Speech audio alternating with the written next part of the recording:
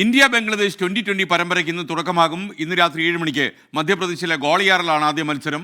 ഹിന്ദു മഹാസഭയുടെ ഭീഷണിയുടെ പശ്ചാത്തലത്തിൽ കനത്ത സുരക്ഷാ വലയത്തിലാണ് ഈ മത്സരം അരങ്ങേറുക. അനിൽ വാസുദേവ് വിവരങ്ങളുമായി സ്പോർട്സ് ഡെസ്കിൽ നിന്ന് തത്സമയം ചേരുന്നു.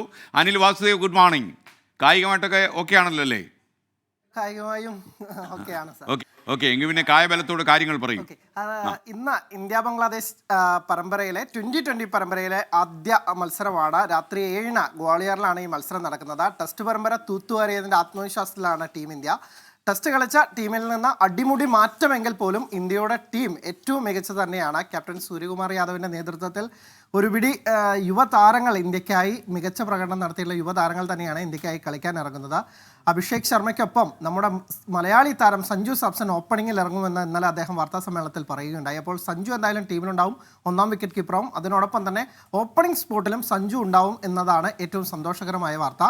ഇനി ഓൾറൗണ്ടർമാരുടെ കാര്യത്തിലാണ് ഇന്ത്യ ചെറുതായെങ്കിലും തലവെക്കുന്നത്. മുൻകാലത്തൊന്നും ഓൾറൗണ്ടർമാരില്ല എന്നതിൽ നിന്ന് 4ഓളം ഓൾറൗണ്ടർമാരുണ്ട് എന്നതാണ് ഇന്ത്യക്കിപ്പോൾ ശരിക്കും തലപുകയ്ക്കാൻ കാരണമാവുന്നത്. അതിൽ ശിവൻ ദൂബെക്ക് പരിക്കേറ്റ് പുറത്തായി. പക്ഷേ എന്നിരുന്നാൽ പോലും നിതീഷ് കുമാർ റെഡ്ഡി, വാഷിംഗ്ടൺ സുന്ദർ, ഒപ്പം തന്നെ ഹർദിക് പാണ്ഡ്യയും റിയാൻ പരാഗും ഒക്കെ ഉള്ളതിനാൽ ഇവരിൽ ആരെയൊക്കെ ഉൾപ്പെടുത്തണം എന്ന കാര്യത്തിൽ ഇന്ത്യ ശരിക്കും ആലോചിക്കുന്നുണ്ട്. ഒപ്പം തന്നെ ബൗളിംഗ് നിരയിലേക്ക് വരുമ്പോൾ ഇന്ന് 2 യുവതാരങ്ങൾക്ക് അരങ്ങേറ്റത്തിന് സാധ്യതയുണ്ട്. ഹർഷിത് റാണയ്ക്കും പിന്നെ മായങ്ക യാദവിനും ഇന്ന് ഇന്ത്യൻ ടീമിൽ അരങ്ങേറ്റത്തിന് സാധ്യത. അതിനേക്കാൾ ഏറ്റവും ഇപ്പോൾ വാർത്തകൾ ഇടം പിടിക്കുന്ന കാര്യം ഈ ഗോളിയാറിലെ ഈ മത്സരത്തിനെതിരെ ഹിന്ദു മഹാസഭ രംഗത്തെത്തിയിട്ടുണ്ട്. അതായത് ബംഗ്ലാദേശിലെ ഹിന്ദു വംശജർക്ക് അല്ലെങ്കിൽ ഹിന്ദുക്കൾക്കെതിരായ അതിക്രമത്തിൽ പ്രതിഷേധിച്ച് ബംഗ്ലാദേശിനെതിരായ ഈ മത്സരത്തിൽ നിന്ന് ടീം ഇന്ത്യ പിന്മാറണമെന്നാണ് അവരുടെ ആവശ്യം. അതിൻ്റെ പ്രകാരം ഇന്ന് ഗ്വാളിയാറിലൊരു ബന്ദിന് ആഹ്വാനം ചെയ്തിട്ടുണ്ട്. ഇങ്ങനെ ഒരു ഭീഷണിയുടെ പശ്ചാത്തലത്തിൽ പ്രദേശത്ത് കനത്ത സുരക്ഷയാണ് പോലീസ് ഏർപ്പെടുത്തിയിട്ടുള്ളത്. 2500-ലധികം പോലീസുകാരെയാണ് അവിടെ സുരക്ഷയ്ക്കായി വിന്യസിച്ചിരുന്നത്. എന്തായാലും പഴുതടച്ച ഒരു സുരക്ഷയ്ക്ക് കീഴിൽ